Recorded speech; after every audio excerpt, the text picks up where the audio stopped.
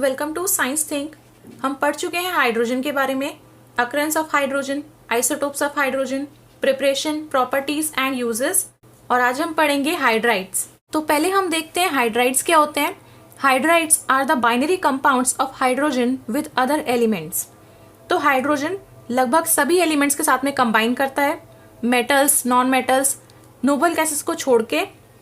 तो binary compounds क्या होते हैं? बाइनरी का मतलब होता है टू।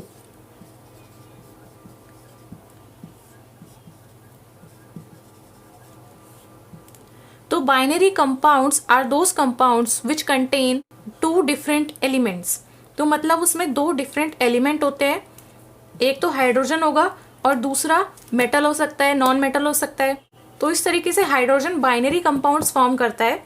फॉर एग्जाम्पल, अगर हम मान लेते हैं E कोई भी हमारा एलिमेंट है, तो इसका फॉर्मूला हम लिख सकते हैं EHX। तो E यहाँ पर एलिमेंट है और X यहाँ पर कितने भी नंबर हो सकते हैं। फॉर एग्जाम्पल MgH2, ये है मैग्नीशियम हाइड्राइड। इसी तरीके से ये हो सकता है EMHN, यहाँ पर M कुछ भी हो सकता है और N कुछ भी हो सकता है। इसका एग्जाम्पल ले सकते हैं B2H6। तो ये दोनों ही क्या है? बाइनरी कंपाउंड्स हैं, क्योंकि बाइनरी कंपाउंड्स कौन से हैं? जिनके अंदर दो एलिमेंट होते हैं। तो एक तो हाइड्रोजन हो गया और दूसरा जो एलिमेंट है वो हो गया यहाँ पर मैग्नीशियम और यहाँ पर हो गया बोरोन। तो एक मैग्नीशियम है, यहाँ पर एक हाइड्रोजन है, यहाँ पर बोरोन है एंड हाइड्रोजन है। तो इसमें दो एलिमेंट्स हैं, तो ये बाइनरी कंपाउंड्स फॉर्म करता है हाइड्रोजन। इनको हम बोलते हैं हाइड्राइड्स। जैसे कि हम ये पहले भी पढ़ चुके हैं, लिथियम हाइड्राइड, सोडियम हाइड्राइड। इनमें क्या होता है? Na+H- होता है, लिथियम +H- होता है। तो अब ये थे हाइड्राइड्स। अब होते हैं टाइप्स ऑफ हाइड्राइड्स। हाइड्राइड्स तीन टाइप्स के होते हैं। पहला है आयनिक और सलाइन हाइड्राइड्स, दूसरा होता है कोवेलेंट और मॉलिक्यूलर हाइड्राइड्स, तीसरा होता है मेटालिक और इंटरस्टिशियल और नॉन स्टोइचियोमेट्रिक हाइड्राइड्स। तो पहले हम देखते हैं आयनिक हाइड्राइड्स।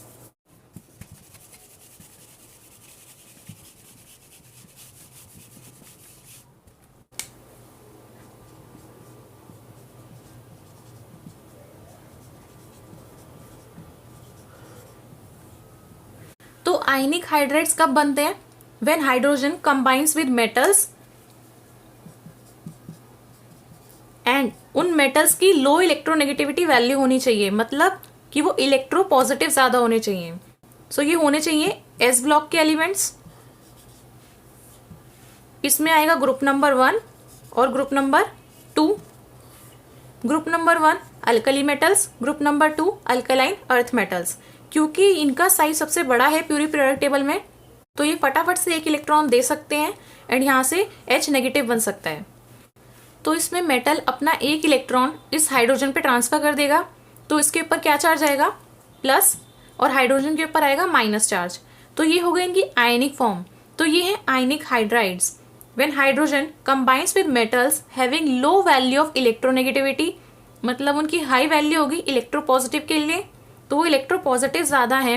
तो इलेक्ट्रोपॉजिटिव हाइड्रोजन से कौन से ज्यादा होंगे?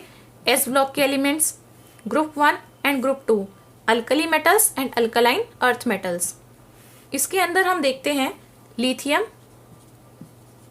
Sodium, potassium, rubidium, caesium. ये हैं ग्रुप 1 के एलिमेंट्स। और ग्रुप 2 में बेरिलियम, मैग्नीशियम नहीं फॉर्म करते हैं हाइड्राइड्स, आयनिक हाइड्राइड्स फॉर्म नहीं करते हैं। इसमें सिर्फ फॉर्म करते हैं कैल्शियम, स्ट्रोंशियम और barium.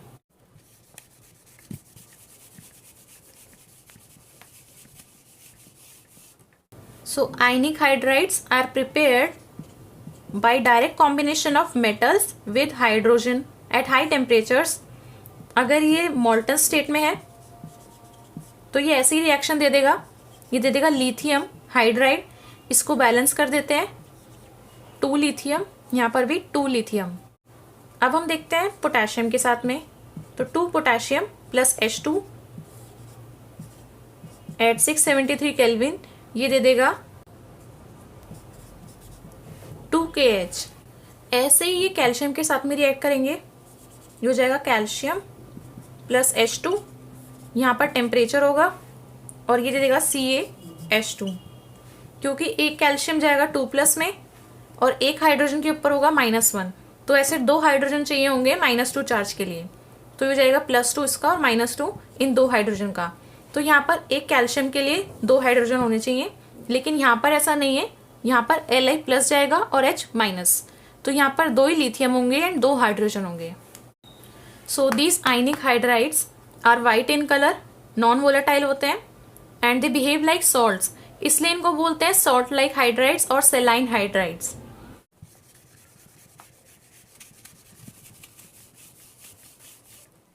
So in crystalline solid form, they are non-conducting, but in molten state, they conduct electricity, liberating hydrogen gas at the anode.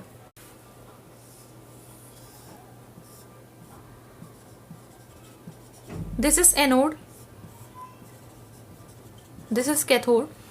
Anode पे हमें क्या मिलती है? हाइड्रोजन। यहाँ पर हमें हाइड्रोजन मिलेगी एंड अगर हम यहाँ पर लिथियम ले रहे हैं तो हमें यहाँ पे क्या मिलेगा? लिथियम डिपॉजिट मिलेगा। तो अगर हम इन आयनिक हाइड्राइड्स का इलेक्ट्रोलिसिस करते हैं तो यहाँ पर हमें हाइड्रोजन मिलती है, यहाँ पर हमें जो भी मेटल है या फिर लिथियम हम ले रहे हैं तो ये मेटल हमें डिपॉजिट मिलेगा यहाँ पर। तो हम इसका इलेक्ट्रोलिसिस करेंगे तो ये है लिथियम हाइड्राइड। यहाँ पर टेम्परेचर होगा, ये दे देगा हमें Li+ और H-। तो एट कैथोड क्या हो रहा है?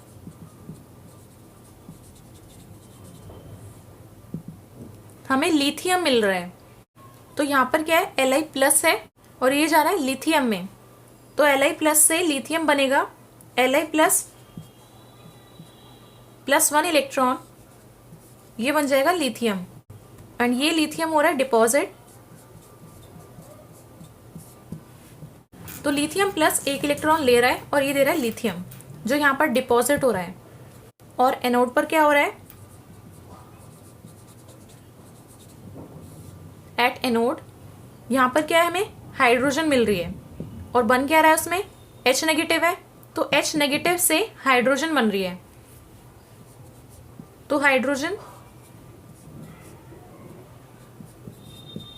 इस तरीके से बन सकती है क्योंकि ये H- है, अगर ये एक इलेक्ट्रॉन निकाल देगा तो ये बन जाएगा हाइड्रोजन। इसी तरीके से और भी हाइड्रोजन होगी, तो ये हाइड्रोजन फिर दूसरे हाइड्रोजन के साथ में रिएक्ट करके ये दे देंगे H2। तो यहां से ये H2 लिबरेट हो रही है एट एनोड।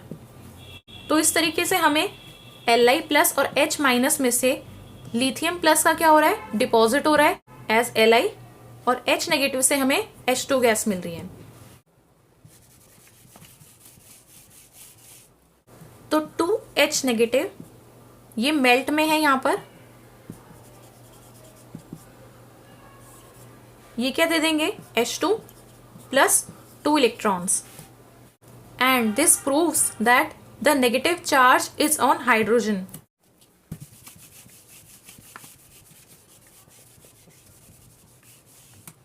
अब हम देखते हैं stability of alkali metal hydrides.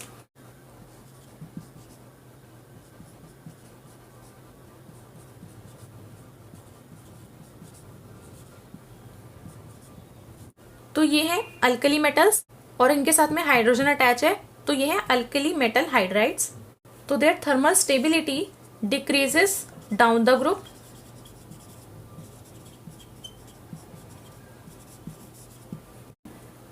तो मतलब ये थर्मली सबसे ज्यादा स्टेबल होगा, ये उससे कम स्टेबल होगा, ये उससे कम, ये उससे कम और ये सबसे कम स्टेबल होगा। तो लिथियम का साइज यहाँ पे सबसे स्मॉलेस्ट है। तो अगर लिथियम का साइज इतना है, हाइड्रोजन का साइज भी छोटा होता है, तो इनका जो डिस्टेंस है वो बहुत कम है। लेकिन जैसे जैसे हम नीचे जाते हैं ग्रुप में तो क्या है? साइज बढ़ता है। तो अगर सीजियम का साइज इतना होगा और हाइड्रोजन का साइज तो बहुत छोटा है, तो इनका जो डिस्टेंस है वो बहुत ज्यादा हो जाएगा। तो जब लिथियम हाइड्राइड बनेगा तो एटम्स बहुत ज्यादा पास में आ पाएंगे, तो स्ट्रॉन्ग इंटरेक्शन होगी मॉलिक्यूल्स के बीच में, तो जो एनर्जी निकलेगी वो बहुत ज्यादा निकलेगी। लेकिन जैसे जैसे हम नीचे आते हैं तो सीजियम हाइड्राइड अगर बनेगा तो इसका साइज तो बहुत ज्यादा बड़ा है और हाइड्रोजन इसके पास आना चाहता है क्योंकि सीजियम हाइड्राइड बनना चाह रहा है। तो ये सीजियम हाइड्राइड तो बनेगा, लेकिन इनके बीच का जो इंटरन्यूक्लियर डिस्टेंस है वो बहुत ज्यादा होगा। तो वो डिस्टेंस ज्यादा है तो मतलब इनका बॉन्ड आराम से टूट सकता है बीच में से। तो इसमें सबसे ज्यादा थर्मल डिकम्पोजिशन के लिए हमें एनर्जी देनी पड़ेगी, मतलब इसमें हीट प्रोवाइड करनी पड़ेगी। लेकिन इसमें हमें बहुत कम एनर्जी देनी पड़ेगी, आराम से टूट जाएगा बॉन्ड, क्योंकि जब ये बना तो इनके बीच में इतनी स्ट्रॉन्ग इंटरेक्शन नहीं हुई कि इतनी ज़्यादा अमाउंट ऑफ एनर्जी निकले। जब उसमें एनर्जी बनने में इतनी ज़्यादा नहीं निकली तो हमें इस बॉन्ड को तोड़ने के लिए भी उतनी ज़्यादा एनर्जी की ज़रूरत नहीं पड़ेगी। तो सबसे ज़्यादा ज़रूरत हमें इस बॉन्ड को तोड़ने के लिए पड़ेगी। तो thermal stability decreases down the group because the enthalpy of formation of lithium hydride is highest than these hydrides. So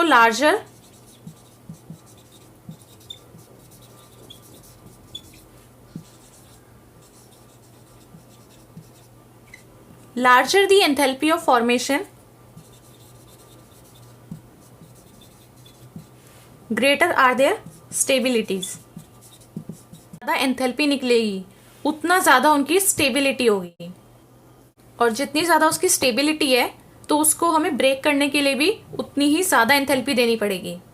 तो आप यहाँ पर सपोज कर लीजिए एक कोई भी सब्सटेंस है, कुछ भी सब्सटेंस है, उसने 500 किलो जूल पर मोल एनर्जी रिलीज करी है, इतनी एनर्जी इसने निकाल दी। और यहाँ पर एक और है सब्सटेंस एक्स, उसने 800 किलो जूल पर मोल एनर्जी निकाल दी। तो एक ने निकाली 500 किलो जूल पर मोल और एक ने निकाली 800 किलो जूल पर मोल। तो इनमें से अब कौन सा ज़्यादा स्टेबल होगा? इसमें से X ज़्यादा स्टेबल होगा क्योंकि उसने ज़्यादा अमाउंट ऑफ एनर्जी अपने में से निकाल दी है। तो पहले तो इनकी एनर्जी कुछ ज़्यादा थी, इसने निकाली 500 किलो जूल पर मोल और X ने निकाल दी 800 किलो जूल पर मोल। तो इसने ज़्यादा एनर्जी निकाली है, means it's lower in energy. Low energy means more stability, तो ये ज़्यादा स्टेबल होगा। तो यही मैंने कहा है आपको कि larger the enthalpy of formation, जितनी ज़्यादा एनर्जी वो रिलीज करेगा, जितनी ज़्यादा एंथैल्पी निकलेगी उसकी फॉर्मेशन में, उतना ही ज़्यादा वो स्टेबल होगा, उतना ही ज़्यादा वो स्टेबल बनेगा। क्योंकि एनर्जी तो क्या हुआ, रिलीज हो गई। जितनी ज़्यादा एनर्जी रिलीज हुई उतना ही ज़्यादा वो स्टेबल हो गया।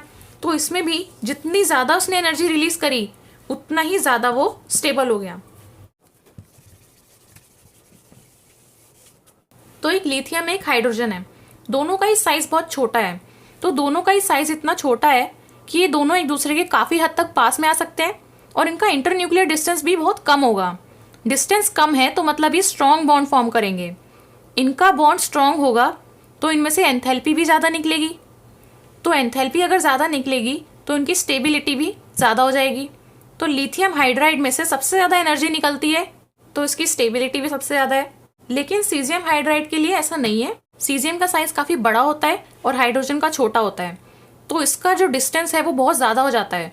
तो इसमें जब बॉन्ड बनेगा तो वो इतना स्ट्रॉन्ग बॉन्ड तो होगा नहीं। तो जब इनके बीच में बॉन्डिंग स्ट्रॉन्ग नहीं हुई है तो एंथैल्पी बहुत कम निकलेगी। वो एंथैल्पी जब कम निकलेगी तो means there stability is low.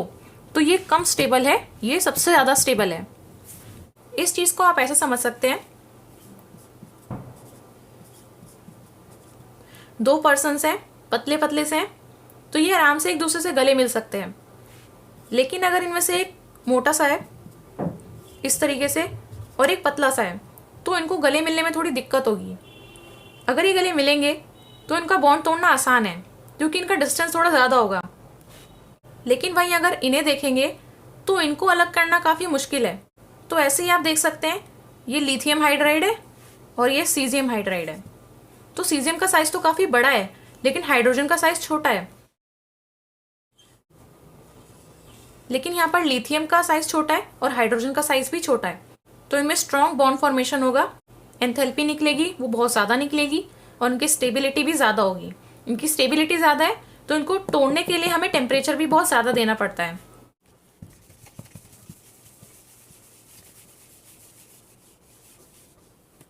So lithium hydride में टेम्परेचर ऑफ डिसोसिएशन हाईएस्ट होगा और यहां पर होगा लोएस्ट। अब हम देखते हैं stability of alkaline earth metal hydrides. इसमें आते हैं कैल्शियम, स्ट्रोंशियम और बेरियम। इसमें भी इसी तरीके से है, कैल्शियम हाइड्राइड का सबसे ज्यादा होगा, फिर स्ट्रोंशियम और फिर बेरियम का। सो ये है इनका ऑर्डर ऑफ स्टेबिलिटी। अब देखते हैं इनकी रिएक्शन वाटर के साथ में। तो ये वाटर के साथ में एक्सप्लोसिव रिएक्शन देते हैं। लिथियम हाइड्राइड लेते हैं, रिएक्शन है वाटर के साथ में, ये दे देगा LiOH प्लस ये लिबरेट करेगा H2 गैस। इसी तरीके से सोडियम भी करता है, सोडियम हाइड्राइड प्लस वाटर, ये दे देगा NaOH plus H2 gas. So when they are hydrolyzed with water, they form hydroxide liberating H2 gas and their aqueous solution, इनका जो aqueous solution है वो क्या होगा, basic। NaOH is a base और H2 में हम इसको रिएक्शन करा रहे हैं तो मतलब इनका aqueous solution है, तो aqueous solution is basic liberating H2 gas।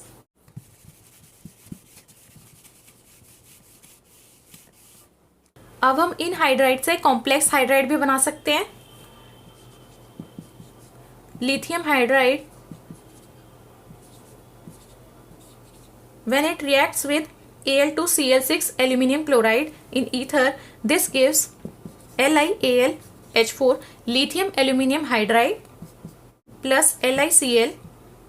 इसको आप बैलेंस कर सकते हैं, तो ये क्या दे रहा है, रिड्यूसिंग एजेंट।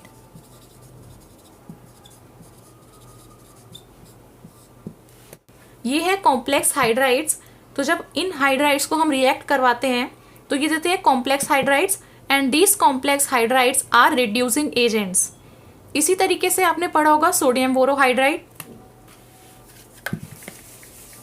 तो जब सोडियम हाइड्राइड रिएक्ट करेगा डाइबोरेन के साथ में, this is diborane B2H6, it gives NaBH4, this is sodium borohydride.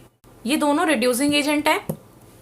तो ये आयनिक हाइड्राइड्स के यूजेस कि हम इनसे जो कॉम्प्लेक्स बनाते हैं, these complex hydrides are reducing agents and क्योंकि इनमें से हाइड्रोजन गैस रिलीज होती है तो जब हम उसको हीट करेंगे तो ये फ्लेमेबल गैस है, तो इसको आराम से हम जला सकते हैं, तो यानी कि हम इसको फ्यूल की तरह एक यूज कर सकते हैं। तो ये होगा इसके यूजेस।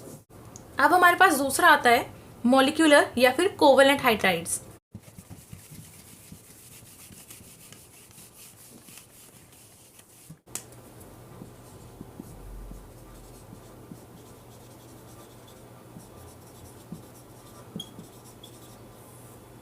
तो मॉलिक्यूलर या फिर कोवेलेंट हाइड्राइड्स तब बनते हैं जब हाइड्रोजन कंबाइन करता है उससे ज्यादा इलेक्ट्रोनेगेटिव एलिमेंट्स के साथ में, जो कि होते हैं p ब्लॉक से।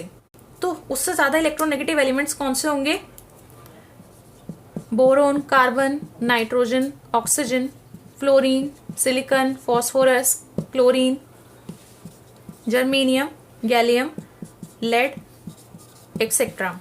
तो इस तरीके के एलिमेंट्स जो हाइड्रोजन से ज्यादा इलेक्ट्रोनेगेटिव हैं, उनके साथ में जब हाइड्रोजन कंबाइन करती है इट फॉर्म्स मॉलिक्यूलर हाइड्राइड्स।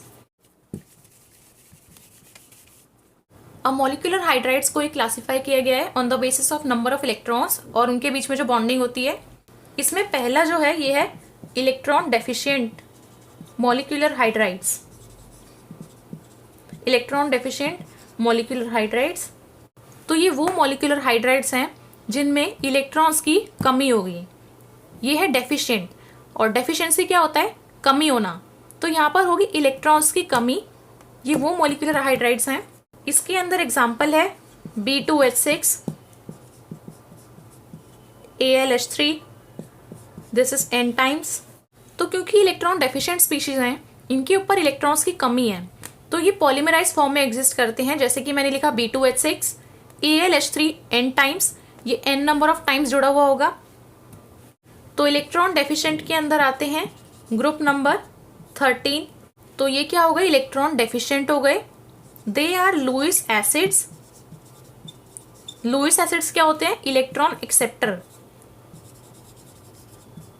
क्योंकि इनके पास इलेक्ट्रॉन्स की कमी है तो ये क्या एक्सेप्ट करेंगे, electrons, and electron acceptors are Lewis acid, so they behave as Lewis acids.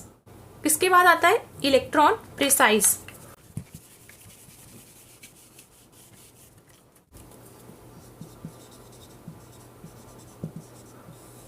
तो इलेक्ट्रॉन प्रिसाइज मॉलिक्यूलर हाइड्राइड्स वो होंगे जिनमें सफिशिएंट नंबर ऑफ इलेक्ट्रॉन्स होते हैं, जैसे कि CH4। तो इसमें इलेक्ट्रॉन्स ना ज्यादा होंगे ना कम होंगे। तो CH4 है, कार्बन 4 बॉन्ड बनाता है और इसके पास 4 ही हाइड्रोजन है, तो सफिशिएंट है, ना ही कम है इलेक्ट्रॉन्स ना ही ज्यादा है। तो ये होते हैं इलेक्ट्रॉन प्रिसाइज। इसके अंदर आते हैं ग्रुप नंबर 14। ग्रुप नंबर 14 के एलिमेंट्स होंगे।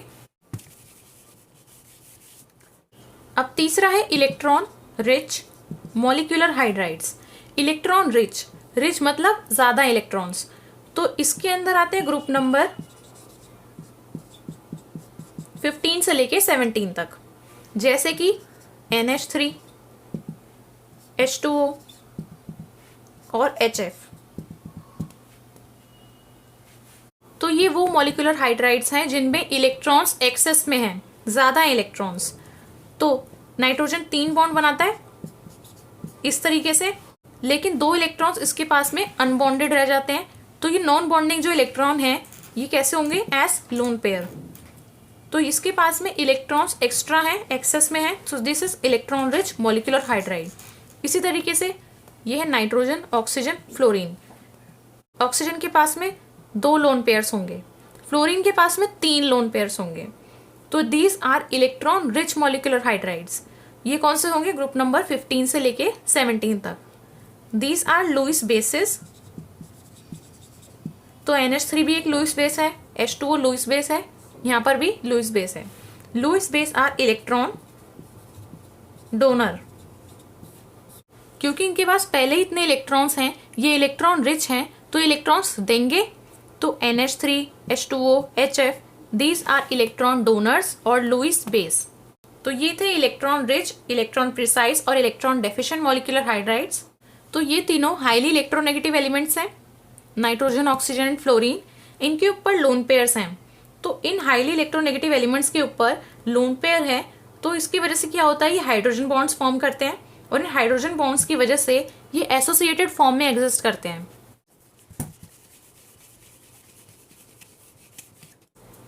जैसे कि NH3 है, ये n नंबर ऑफ टाइम्स जुड़ा हुआ होगा। ऐसे ही H2O है, H2O के अंदर आपने देखा होगा हाइड्रोजन बॉन्डिंग होती है। इसी तरीके से HF में भी। तो ये n नंबर ऑफ टाइम्स जो है जुड़े हुए हैं, तो दीज आर एसोसिएटेड। अब क्योंकि ये एसोसिएट हो गए हैं, ये जुड़ गए हैं आपस में, तो इनका नॉर्मल बॉइलिंग पॉइंट नहीं होगा, इनके होंगे abnormal boiling points. So they have abnormally high boiling points. 12th में चैप्टर है सॉल्यूशंस, उसमें आप ये पढ़ेंगे। अब हम देखते हैं मेटेलिक और इंटरस्टिशियल हाइड्राइड्स।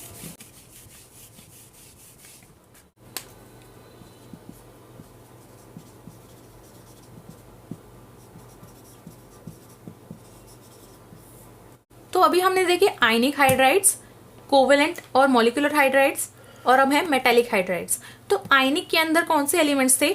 S ब्लॉक के एलिमेंट्स विद हाइड्रोजन। कोवेलेंट और मॉलिक्यूलर के अंदर थे P ब्लॉक के एलिमेंट्स। तो मेटेलिक के अंदर आते हैं D और F ब्लॉक के एलिमेंट्स। तो D ब्लॉक के एलिमेंट्स होते हैं transition elements. So most of the D block elements, D block and F block elements, they combine with hydrogen to give metallic hydrides। तो ग्रुप नंबर 1 एंड 2 होते हैं S block में। अब हम देखते हैं ग्रुप नंबर 3, 4 एंड 5। इनमें से ज्यादातर जो एलिमेंट्स हैं वो मेटेलिक हाइड्राइड्स फॉर्म करते हैं।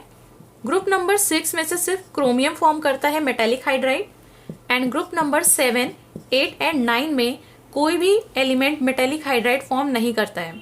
तो क्योंकि ग्रुप नंबर 7, 8 एंड 9 में कोई भी एलिमेंट फॉर्म नहीं करता है मेटेलिक हाइड्राइड्स, तो इसको हम बोलते हैं हाइड्राइड गैप।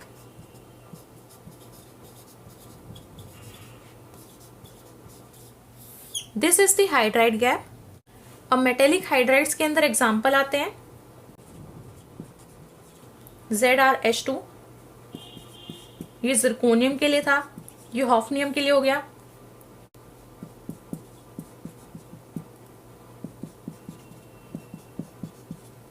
तो ये कुछ एग्जांपल्स हैं मेटेलिक हाइड्राइड्स के।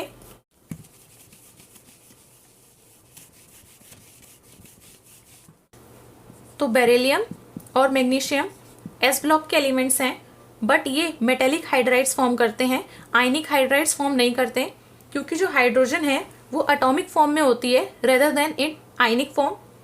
तो ये इंटरस्टिशियल कंपाउंड्स फॉर्म करते हैं, क्योंकि जो इसमें हाइड्रोजन एटम्स हैं वो इंटरस्टिशियल पोजीशंस ऑक्यूपाई करके रखते हैं। क्योंकि हाइड्रोजन का साइज बहुत छोटा होता है, तो वो इंटरस्टिशियल साइट्स में जाके ऑक्यूपाई कर सकते हैं, तो ये फॉर्म करते हैं मेटेलिक हाइड्राइड्स।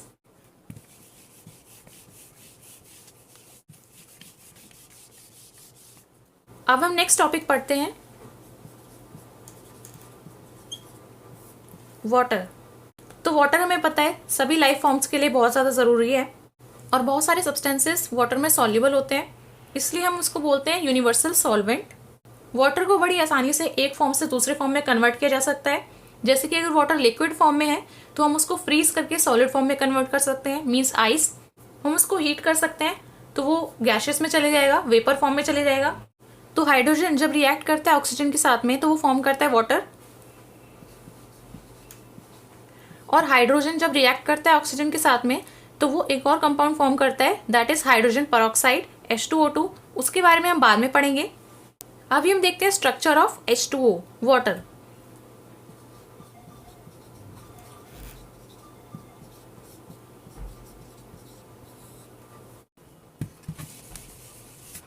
तो वाटर में हमारे 2 हाइड्रोजन है एंड 1 ऑक्सीजन है। ऑक्सीजन की इलेक्ट्रॉनिक कॉन्फ़िगरेशन क्या होती है? एटॉमिक नंबर इसका 8 है, तो ये जाएगी 1s2 2s2 2p4, 2 4 एंड 4 4 8। तो हो गई इसकी इलेक्ट्रॉनिक कॉन्फ़िगरेशन ये। तो इसको 2 इलेक्ट्रॉन्स चाहिए अपना ऑक्टेट कंप्लीट करने के लिए। 2 इलेक्ट्रॉन्स चाहिए तो मतलब ये 2 बॉन्ड फॉर्म करेगा। तो ऑक्सीजन हमें पता है 2 बॉन्ड बनाता है और हाइड्रोजन को 1 इलेक्ट्रॉन चाहिए होता है, तो 1 हाइड्रोजन 1 बॉन्ड बनाएगा। तो इसका स्ट्रक्चर कैसा होगा? Oxygen single bond hydrogen, oxygen single bond hydrogen. इस तरीके से ऑक्सीजन के साथ में हाइड्रोजन बॉन्डेड होगी। तो इस ऑक्सीजन एटम में ये जो वैलेंस शेल है 2s2 2p4, इसमें से 2 इलेक्ट्रॉन्स जो है वैलेंस में ये हाइड्रोजन के साथ में बॉन्ड बना लेंगे, 2 इलेक्ट्रॉन्स जो हैं, और जो रिमेनिंग 4 इलेक्ट्रॉन्स हैं वो उसके ऊपर रह जाएंगे एज लोन पेयर, वो है नॉन बॉन्डिंग इलेक्ट्रॉन्स। तो उसके ऊपर कितने लोन पेयर आएंगे? 2 लोन पेयर, क्योंकि 4 इलेक्ट्रॉन्स हैं एंड एक लोन पेयर में 2 इलेक्ट्रॉन होते हैं, तो उसके ऊपर आएंगे 2 लोन पेयर्स। तो वाटर का स्ट्रक्चर होता है टेट्राहेड्रल। टेट्राहेड्रल स्ट्रक्चर होता है 109.5, लेकिन इसमें इसका बॉन्ड एंगल इससे कम होता है।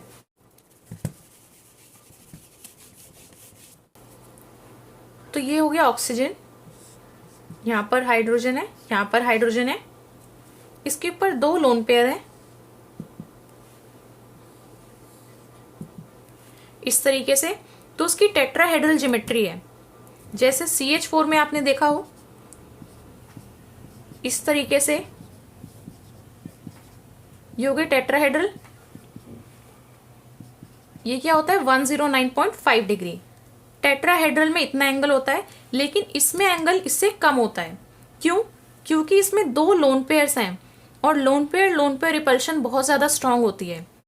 तो ये लोन पेयर्स जो हैं ये एक दूसरे से रिपेल होंगे, तो ये लोन पेयर इस बॉन्ड पेयर को भी इस तरफ खींचेगा, तो इनका जो एंगल है वो हो जाएगा 104.5 डिग्री। तो ये 109.5 डिग्री से रिड्यूस हो जाएगा 104.5 में। इसको हम बोलते हैं distortion. So due to the presence of lone pair of electrons the geometry of water molecule is distorted. इसमें जो बॉन्ड लेंथ होती है ऑक्सीजन हाइड्रोजन की, ये बॉन्ड लेंथ होती है 95.7 पिकोमीटर में। These are the lone pairs and इसका डाइपोल मोमेंट जो होता है वो उस तरफ होता है, क्योंकि ऑक्सीजन ज्यादा इलेक्ट्रोनेगेटिव है हाइड्रोजन से। सो इसमें है 2 bond pair and 2 loan pair. तो इस रिपल्शन की वजह से इसका एंगल कम हो जाता है, 104.5 डिग्री होता है वाटर में एंगल। तो अब ये कैसा मॉलिक्यूल है? बेंट। क्योंकि हम इसमें लोन पेयर्स को काउंट नहीं करते हैं तो ये कैसा हो जाएगा? बेंट हो जाएगा। इस तरीके से हो जाएगा ये रहा ऑक्सीजन, 1 हाइड्रोजन यहाँ, 1 हाइड्रोजन यहाँ, ये पीछे लोन पेयर है और 1 लोन पेयर ऊपर है, तो ये कैसी हो जाएगी? बेंट, झुकी हुई हो जाएगी।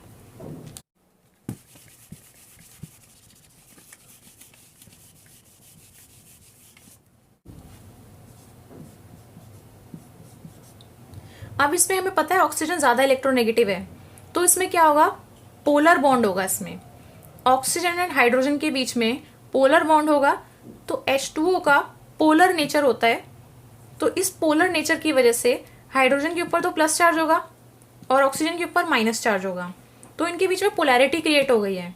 इस पोलैरिटी की वजह से ये हाइड्रोजन बॉन्ड्स फॉर्म करते हैं। हाइड्रोजन बॉन्ड किस तरीके से फॉर्म करेंगे? ये हो गया एक H2O मॉलिक्यूल, ये हाइड्रोजन अटैच होगा दूसरे ऑक्सीजन के साथ में, एंड ये वाला हो गया दूसरा H2O molecule.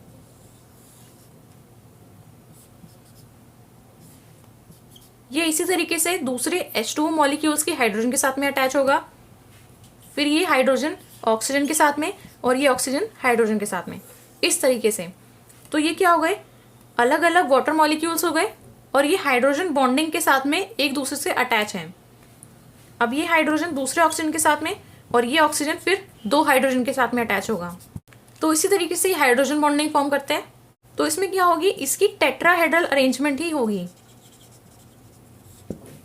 This oxygen is tetrahedrally arranged. तो ये क्या हो गए, 1 2 3 4। तो टेट्राहेड्रल अरेंजमेंट है किसकी, इस ऑक्सीजन की। तो ये है वाटर की लिक्विड फॉर्म। अब बोलती है वाटर की क्रिस्टलाइन फॉर्म, मींस आइस।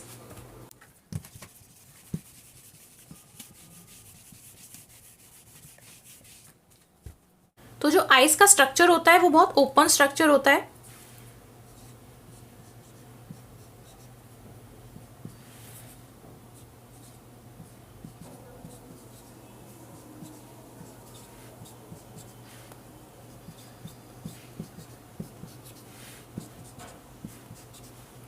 इस तरीके से होता है स्ट्रक्चर। तो इसमें होते हैं वैकेंट स्पेसेस, खाली स्पेस होते हैं इसके बीच में। तो ये हमें पता है density of ice is less than water. Ice की डेंसिटी कम होती है वाटर से, तभी वो उसके ऊपर फ्लोट कर पाती है। डेंसिटी कम है मींस वॉल्यूम उसका ज्यादा है। तो ये आइस का स्ट्रक्चर है। तो जब ये आइस मेल्ट होती है तो इसके बीच में जो ये हाइड्रोजन बॉन्डिंग से ये वेकेंट स्पेसेस बने हैं, ये क्या होते हैं, ब्रेक हो जाते हैं। तो हाइड्रोजन बॉन्ड्स जो हैं वो टूट गए हैं। तो अब क्या होंगे, कुछ वाटर मॉलिक्यूल्स बनेंगे। अब वो water molecules in vacant spaces के अंदर चले जाते हैं। तो अब क्या है कि जो लिक्विड वाटर का जो स्ट्रक्चर है वो इतना ज्यादा ओपन नहीं है जितना आइस में हमने देखा। तो उसमें वाटर की डेंसिटी ज्यादा हो जाएगी आइस से, या फिर हम कह सकते हैं आइस की डेंसिटी कम हो जाएगी वाटर से। तो इसलिए आइस की डेंसिटी कम हो जाएगी अगर वाटर से, तो आइस वाटर के ऊपर फ्लोट कर पाएगी। तो इसलिए आइस फ्लोट्स ओवर वाटर। अब आती है फिजिकल प्रॉपर्टीज वाटर की। वाटर होता है पोलर नेचर में, उसका डाइपोल मोमेंट होता है around 1.84 debye capital D is debye, and water has maximum density at 4 degree Celsius. 4 degree Celsius means 277 kelvin. Winters में लेक्स वगैरह के ऊपर जो है वो आइस की एक लेयर बन जाती है। उस पे सरफेस पे जो लेयर बन जाती है वो इंसुलेशन प्रोवाइड करती है एक्वेटिक एनिमल्स की लाइफ को, तभी वो उसमें जिंदा रह पाते हैं। अब हम देखते हैं chemical properties of water.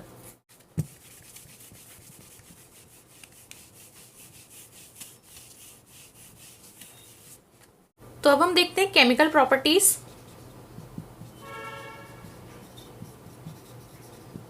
Chemical properties of water. तो वाटर हमें पता है उसका एक वर्सेटाइल बिहेवियर है, वो यूनिक है।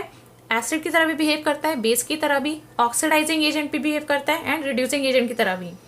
तो इसके अंदर सबसे पहले हम देखते हैं इसका एम्फोटेरिक नेचर।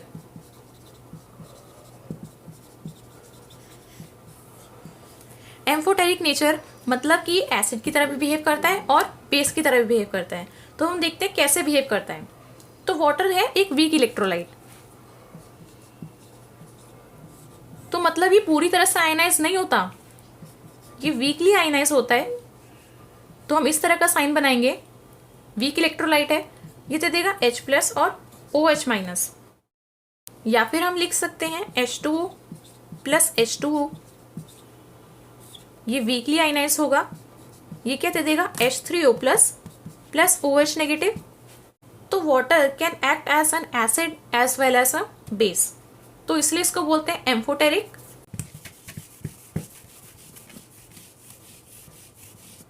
तो लॉरी ब्राउनस्टेड कॉन्सेप्ट के अकॉर्डिंग ये एक प्रोटॉन को लूज कर सकता है और एसिड की तरह बिहेव कर सकता है, या फिर प्रोटॉन को एक्सेप्ट कर सकता है और बेस की तरह बिहेव कर सकता है। तो पहले हम देखते हैं कि ये बेस की तरह कैसे बिहेव कर रहा है। अगर हम इसकी रिएक्शन कराएंगे HCl या फिर हाइड्रोजन सल्फाइड के साथ में, H2S के साथ में, तो ये बेस की तरह बिहेव करता है। जैसे कि हम देखते हैं HCl + H2O, ये दे देगा Cl- + H3O+। और अगर ये H2S के साथ में रिएक्शन देता है तो ये दे देगा HS-, एक हाइड्रोजन यहाँ पे चले जाएगा प्लस H3O प्लस। तो अभी मैंने कहा कि अगर ये प्रोटॉन को एक्सेप्ट करेगा तो ये बेस की तरह बिहेव करता है। तो इसने इसका प्रोटॉन यानी कि H प्लस एक्सेप्ट कर लिया, यानी इसने H प्लस इसका खुद ले लिया, तो ये क्या बन गया H3O प्लस, और ये क्या रह गया Cl नेगेटिव। इसी तरीके से इसने यहां से भी एक प्रोटॉन एक्सेप्ट कर लिया, तो ये क्या रह गया HS नेगेटिव, और वो जो H प्लस है वो यहां चला गया, तो ये बन गया H3O प्लस। तो इसने यहां से प्रोटॉन एक्सेप्ट किया, therefore it is acting as a base. अब हम देखते हैं कि ये एसिड की तरह कैसे बिहेव कर रहा है।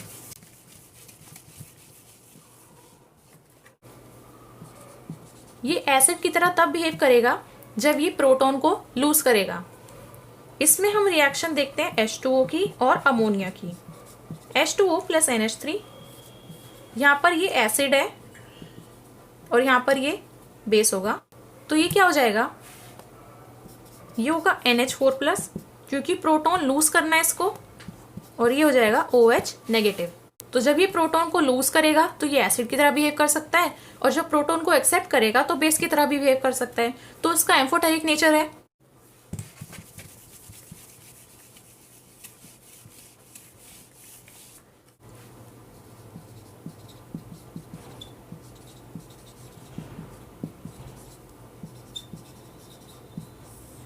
ऑटो प्रोटोलिसिस, लिसिस का मतलब होता है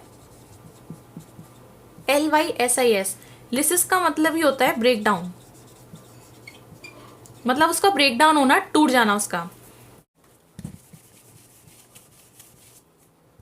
तो इसमें ऑटो प्रोटोलिसिस का मतलब होता है सेल्फ आयनाइजेशन ऑफ वाटर। तो यहाँ पे वाटर प्लस वाटर, ये दे देगा H3O plus plus OH negative, ये है एसिड, ये है बेस। तो ये क्या देगा, ये 1 था, ये हो गया एसिड 2, और ये इसका हो गया बेस।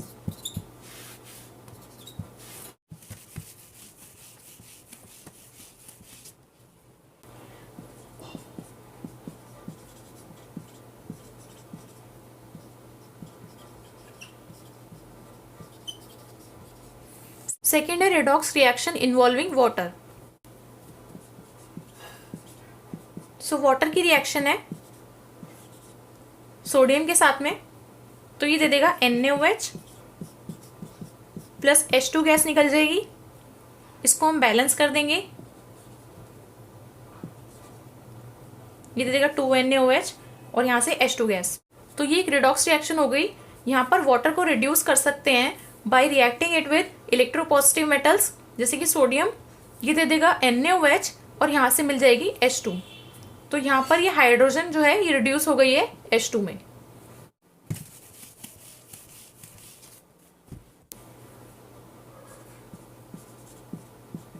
(6CO2 प्लस 12H2O), ये दे देगा C6H12O6 plus 6H2O plus 6O2। यह है फोटोसिंथेसिस रिएक्शन। इसमें क्या है, वाटर ऑक्सीडाइज हो गया है O2 में, तो यहाँ पर क्या हो रहा है, oxidation of water to O2। So water is oxidize to O2। इसी तरीके से फ्लोरीन के साथ में भी ऑक्सीडाइज हो जाएगा O2 में। फ्लोरीन लेते हैं, रिएक्शन विद H2O, ये दे देगा 4H plus plus 4F negative plus O2। आप इसको बैलेंस कर सकते हैं।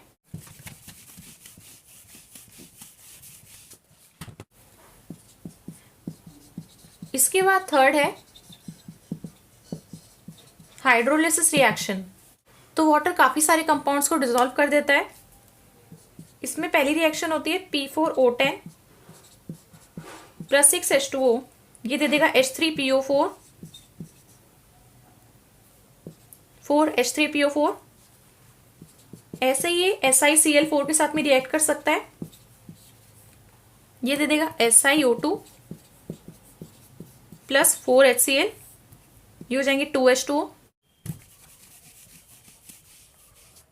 इसी के साथ में रिएक्शन होती है N3 नेगेटिव प्लस 3H2O, ये दे देगा NH3 plus 3OH negative.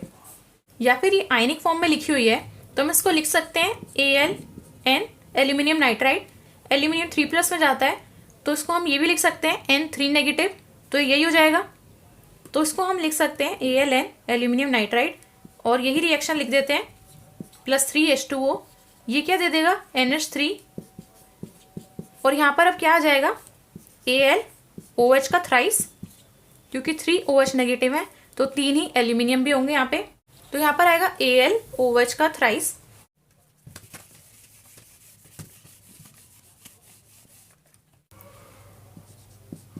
Fourth है hydrates formation. So in hydrates formation, water forms compound with some metal salts which are called hydrates. These hydrates are of 3 types. First one is water molecules are coordinated with metal ion in a complex. तो इसमें क्या होगा,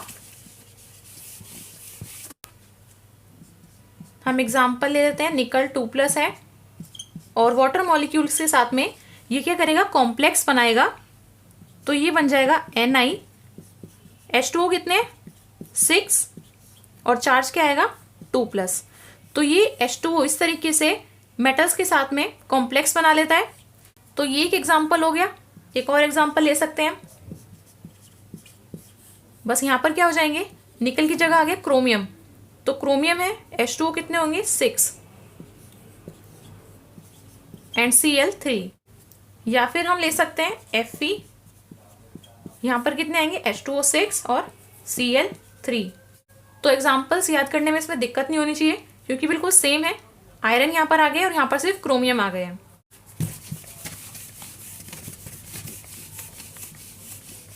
इसी के अंदर second आता है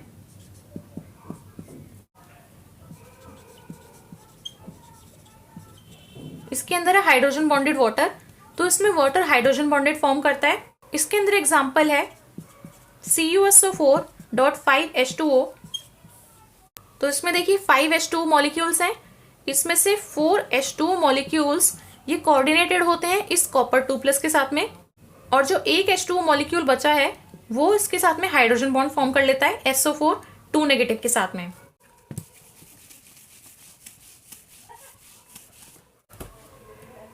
तो यहाँ पर है कॉपर और कॉपर के साथ में है 4H2O मॉलिक्यूल्स एंड ये कोऑर्डिनेटेड है, तो यानी इस तरीके से बॉन्ड बनेगा इनके बीच में।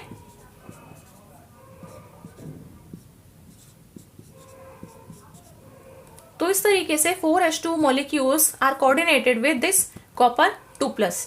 तो इसके ऊपर कितना चार्ज आएगा 2+, और एक H2O मॉलिक्यूल वो है hydrogen bonded with SO4 2 negative, क्योंकि CuSO4 था, तो इससे क्या होगा, हाइड्रोजन बॉन्डिंग होगी इस तरीके से।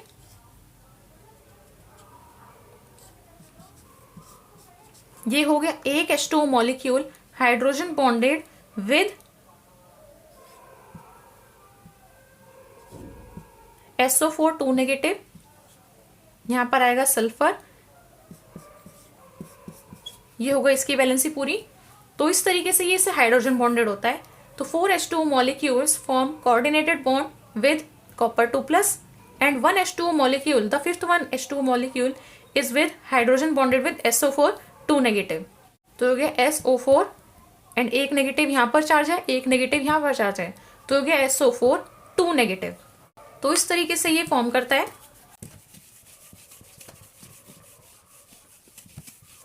And the last one is that water molecules occupy interstitial sites. Water molecules can occupy interstitial sites या फिर जिनको हम voids भी कहते हैं। इसके अंदर एग्जाम्पल है BaCl2.2H2O। तो जो क्रिस्टल लैटिस होती है उसके अंदर जो voids होते हैं, जो स्पेस बचे हुए होते हैं, उनके अंदर ये H2O स्पेस ऑक्यूपाई कर लेते हैं। तो वो इंटरस्टिशियल साइट्स में जाके स्पेस ऑक्यूपाई कर लेते हैं, जिनको हम वॉइड्स भी कहते हैं। इसका एग्जांपल है BaCl2.2H2O। तो ये दो H2O मॉलिक्यूल्स कहाँ होंगे, ये BaCl2 की जो लैटिस होगी उसमें जो वॉइड्स रह गए होंगे, जो स्पेस होंगे, उसमें ये अपनी स्पेस ऑक्यूपाई कर लेते हैं। तो H2O molecules occupy the interstitial sites in the crystal lattice. So this was all about hydrides and water. Next video में हम पढ़ेंगे hard water and soft water and hydrogen peroxide. Thanks for watching this video. मुझे उम्मीद है आपको ये video पसंद आया होगा, तो प्लीज़ इस वीडियो को एक लाइक ज़रूर दें और हमारे चैनल को सब्सक्राइब करें ताकि हमारे आने वाली वीडियोस का आपको नोटिफिकेशन मिलता रहे। Thank you.